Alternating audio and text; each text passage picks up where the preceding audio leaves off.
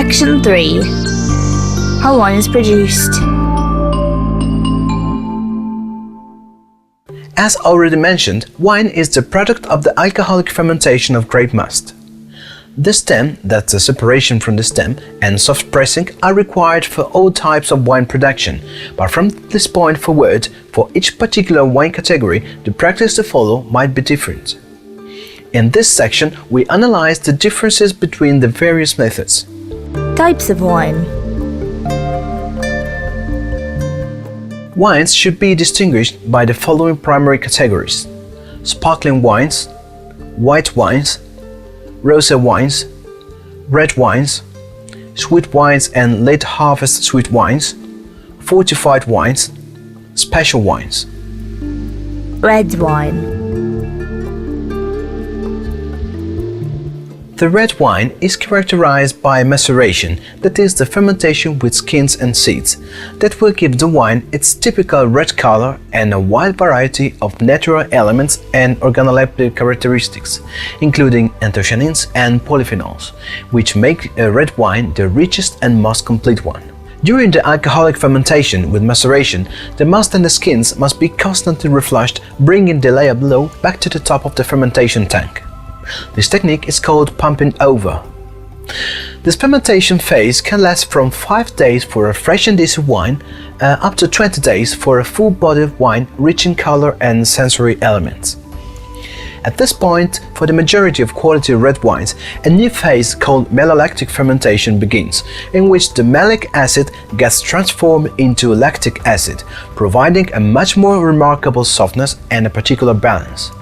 The wine obtained, depending on the quality and the skill of the producer, will start a process of refinement that can be done in big or small oak casks, in concrete vats or stainless steel tanks. In general, wood is preferred for higher quality wines, although lately the trend leads the wineries to value the regional taste of the grape. In fact, many cellars are decreasing the traditional practice of aging their wines in wood barrels. The aging in wood casks, especially in first-use small barrels, hides a big risk, because if it is true that the wood has the function to round up the taste of the wine, it actually also flattens it a lot, and almost completely overlaps the basic characteristics of the grape. The must-use small barrels are the toasted French oak ones called barrique, with a capacity of 225 liters, that's about 50 gallons.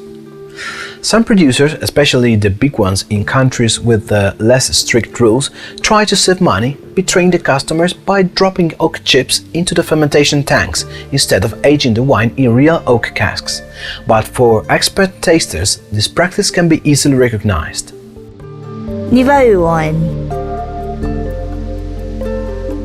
There are other ways of making red wine, but they normally exclude the quality. Among them, it is surely worth mentioning the nouveau wines made by carbonic maceration. Their production is growing a lot in the last years, so also the curiosity around them. To skip the stages of a normal procedure, generally not less than 4-6 months, the intact grapes are dropped into the tanks, which are saturated with carbon dioxide and a bit of sulfur that will force the oxidation of the grapes without maceration. With this system, the grapes ferment grape by grape within their own skins. The temperature is brought to 30 Celsius degrees, 86 Fahrenheit, to speed up the fermentation procedure. Before becoming wine, the product faces a new fermentation process of a few days, and after that it is quickly bottled. This kind of wine in Northern Hemisphere is ready by the last week of November, and it should be drunk within a couple of months, because it rapidly undergoes a decay of all its organoleptic characteristics and the taste will become too acidic. White wine. The method of producing white wine, which can also occur from red-skinned grapes, is characterized by the practice of draining. After the soft pressing of the grapes, the skins and the seeds are immediately and carefully separated from the juice. In most cases, the obtained liquid gets cooled and clarified before the fermentation, adding a specific gelatin. Through a careful filtration, all the raw parts are removed through the liquid that will become perfectly clear and bright. At the end of the fermentation, the white wine produced is racked through a particular practice in which the wine gets separated from the fermentation residue. After that, the wine is normally stored into stained steel tanks to bring it to its maturity, avoiding any contact with the external air. After a series of cellar practices operated by the oenologist, such as corrections, clarifications and stabilizations, the wine will finally be ready and will shortly encounter the market. In most cases, white wines are best consumed very fresh, not aging for more than 2 years. White wines are seldom aged in wood barrels, but in that case the oxidation phase and the contact with the toasted wood will almost completely alter the basic characteristic of the wine. In most cases, two parts of the same wine are blended, because different types of refinement and aging surely enrich the taste of the olfactory features of the product and achieve a golden color. Rosé wine.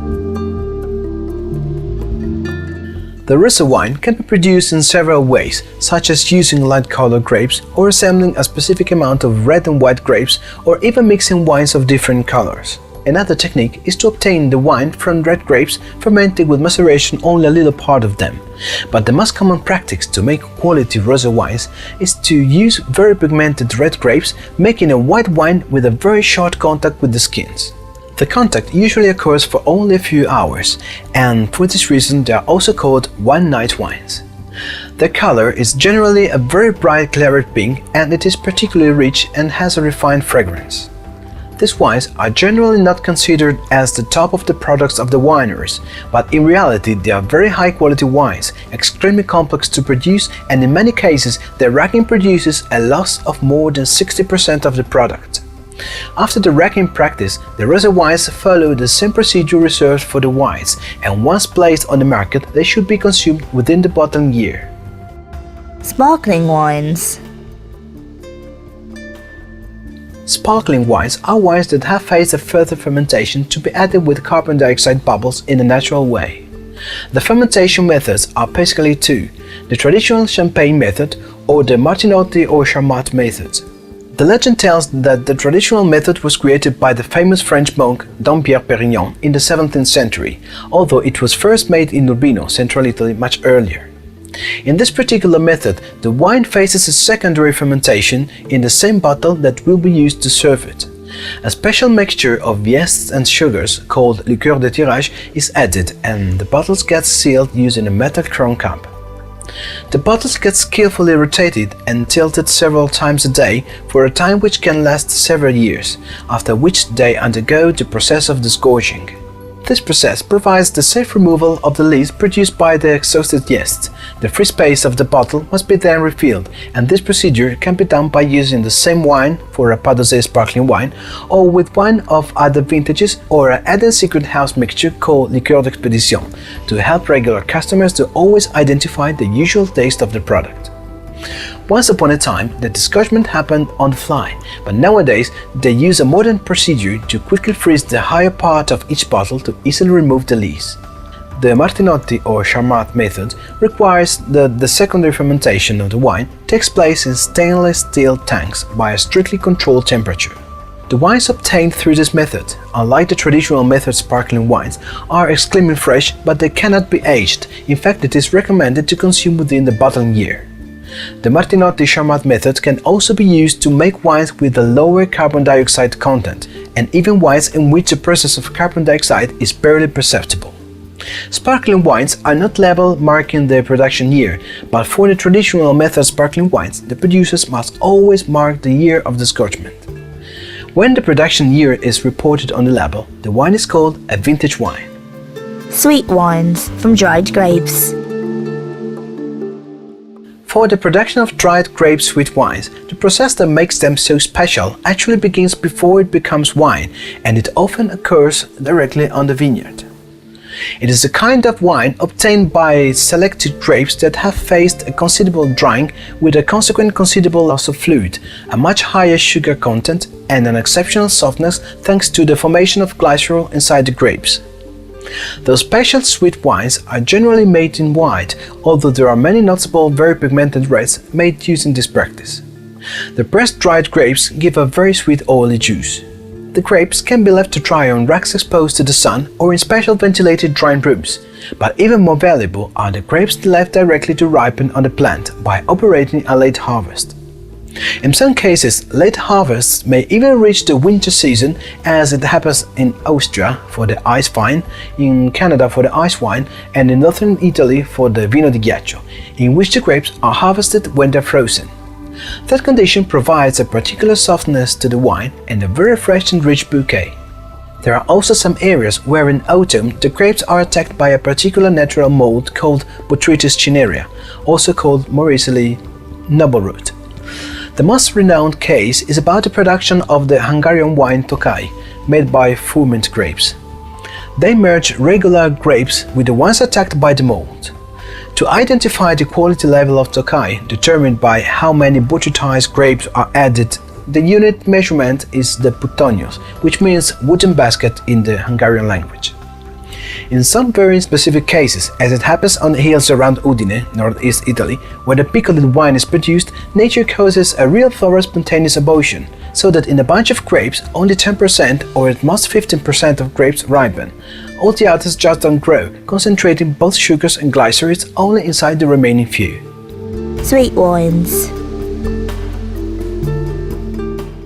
There are sweet wines which are not made from drying the grapes, but interrupting their fermentation. This step will keep a residual sugar not yet transformed into alcohol, and consequently the wine will have a lower alcohol volume content. On the label of these wines, you may find a curious indication of the alcoholic volume, for example 9% plus 3% volume. It means that 9% is the actual alcohol content and 3% is potential alcohol, and more precisely, it is residual sugar that was not converted into alcohol. In fact, it is still fermentable. Normally, this kind of wine is not particularly valuable or expensive because during their production there is no loss of liquid, as it happens, for example, for the wines from dried grapes that would critically reduce the amount of wine which can be produced. In Italy, there are two of these wines which are quite renowned: Moscato d'Asti di Oseg and Bracchetto d'Acqui di Oseg, and they are both from aromatic grapes. Fortified wines.